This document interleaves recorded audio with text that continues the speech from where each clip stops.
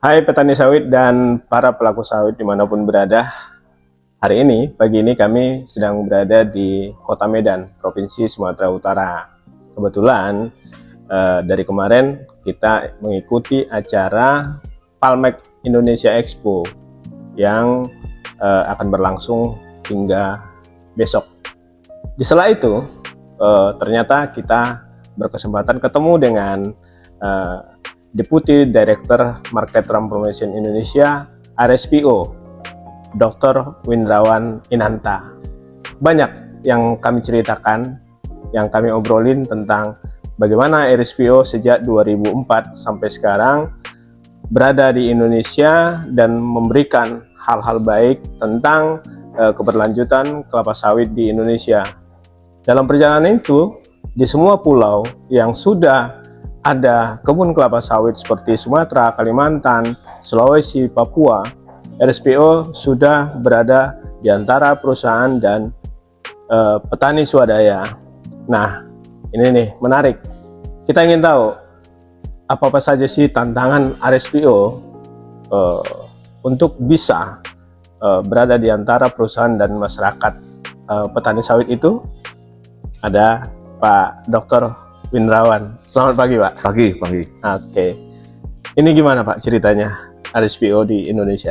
Ya, RSPO di Indonesia kami sekarang ada 220-an anggota ya. Itu terdiri dari perusahaan besar, growers besar, kemudian ada juga tadi disebutkan smallholders gitu ya, yang independen tentu saja. Kemudian kita juga punya yang supply chain associate gitu ya, sebagai member, jadi totalnya sekitar 220.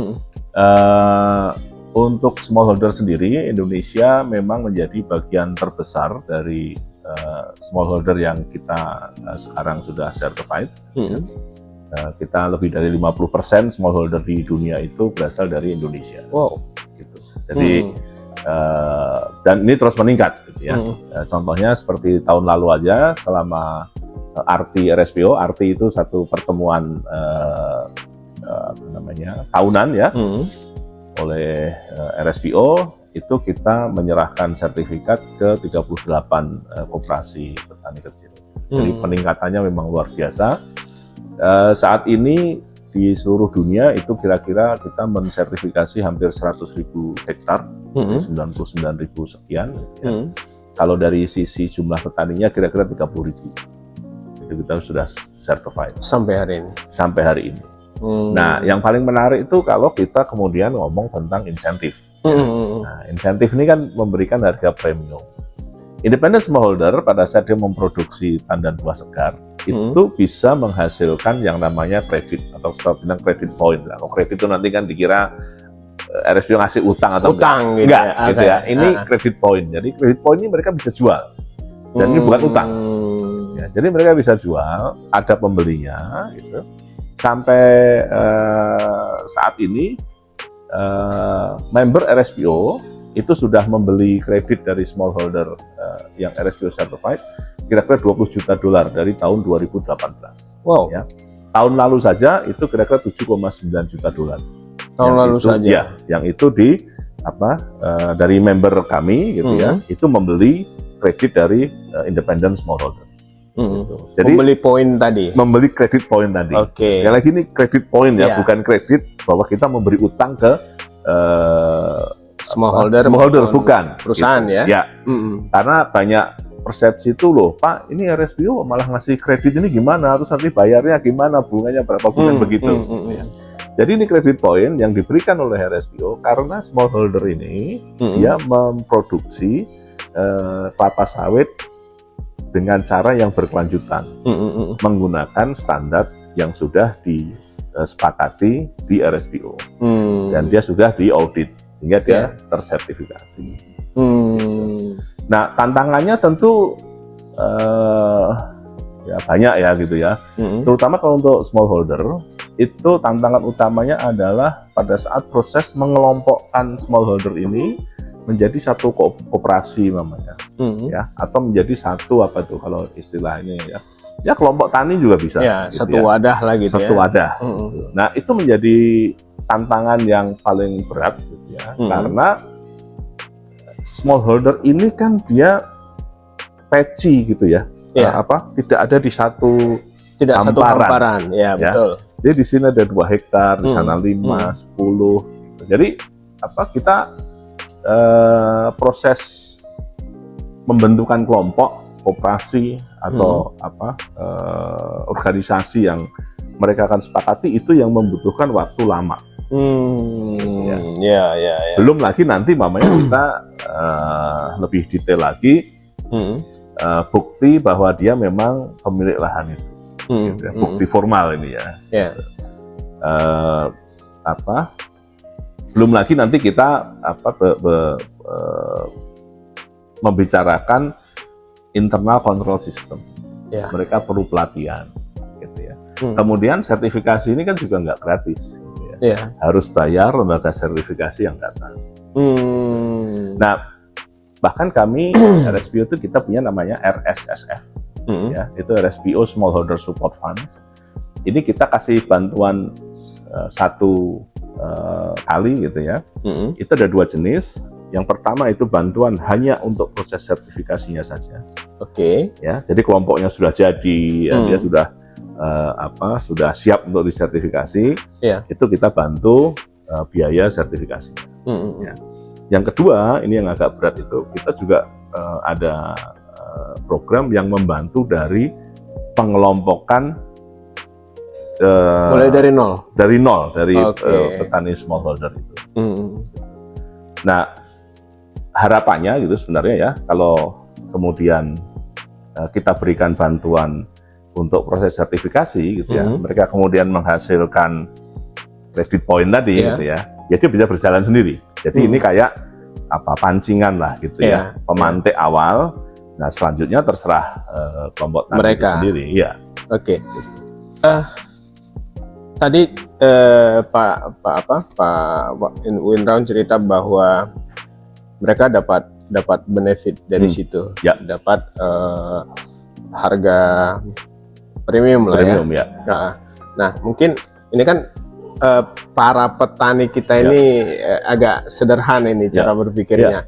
Apa sih yang harus saya lakukan agar saya bisa masuk lalu dapatkan credit point tadi itu, dan dari mana saya akan mendapat itu kan? Ya, betul, itu pertanyaan juga yang banyak diajukan dan banyak juga salah pengertian bahwa kalau sudah RSPO certified nanti harga TBS-nya itu di atas harga pasaran. Mekanismenya bukan begitu ya. Jadi kalau petani yang sudah tersertified ini dia memproduksi TBS, itu mereka bisa jual kemana saja dengan harga pasar. Tetapi di samping dia menjual itu ke mill yang dia sudah biasa jual gitu ya, dia kan dapat dibayar dong sama millnya kan. Nah, di samping dia dibayar oleh mill itu, tercatat oleh RSPO bahwa dia punya credit point. Ya. Meskipun dia tidak menjual ke pabrik yang tidak RSPO. Tetap dapat credit point. Tetap dapat credit point. Jadi credit point yang diberikan itu adalah kredit karena dia memproduksi tandan buah segar. Bukan karena memproduksi CPO. Jadi dia sudah jual, dapat dong duitnya dengan harga yang ada saat itu gitu ya. Kemudian dia masih punya credit point. Credit point ini nanti yang dia jual lagi ke RSPO, ke member RSPO. Gitu. Jadi dia tawarkan, kita punya platform sekarang namanya Pamtres. Nanti akan kita ganti ke platform namanya Prisma. Itu tempat marketplace. Dia taruh kredit yang dia punya berapa, dia taruh harganya berapa, jadi kayak bidding gitu. Kalau dia mau lewat marketplace itu, dia bisa juga namanya off market. Off market itu namanya, saya satu perusahaan, saya mau beli credit point dari smallholder tadi, dari kelompok tani misalnya. Saya sudah tahu nih, Pak Abdul Aziz punya kelompok tani dan punya itu kita sepakat dulu, ya. Oke lah, kita beli satu credit point-nya $10 namanya gitu ya. Udah sepakat, punya berapa? 1.000. Oke ya, deal. Itu namanya off market, baru nanti dilaporkan ke Pamtres. Jadi dia nggak pakai marketplace. Nah, itu juga menjadi tantangan tersendiri bahwa memang harus ada orang yang mampu mengerjakan itu di kelompok smallholder tadi, di koperasi atau di kelompok tani atau di bentuk organisasi lain yang mereka sepakati, itu harus punya orang yang memang mampu untuk berjualan, gitu ya, mampu mengakses. Pendamping lah, ya, katakan begitu ya. Ya.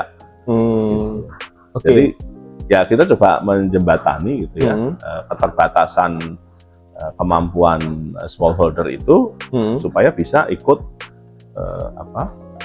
mendapatkan insentif karena mereka sudah menjalankan prinsip-prinsip yang diperlukan untuk membuktikan bahwa mereka memproduksi kelapa sawit dan buah segarnya yang berkelanjutan. Nah, tadi itu kesannya gampang gitu ya. Iya, kesannya gampang. Nah, biasanya kalau saya mengerjakan sesuatu terus harapan di depan sudah ada gitu ya. Apalagi harapan itu yang hal-hal baik. Ya. Ini semangat saya pasti akan besar ini, Pak. Ya. Nah, karena toh juga ada nggak ada RSPO, sawit ini tetap saya kelola. Tapi begitu ada RSPO, ada poin plus yang bisa saya dapatkan gitu loh. Nah, pertanyaan kemudian ini, Pak, kira-kira nih, katakanlah misalnya satu kelompok tani gitu, ada 50 hektar. Kira-kira petaninya itu harus mengeluarkan dana berapa itu untuk 1 hektar?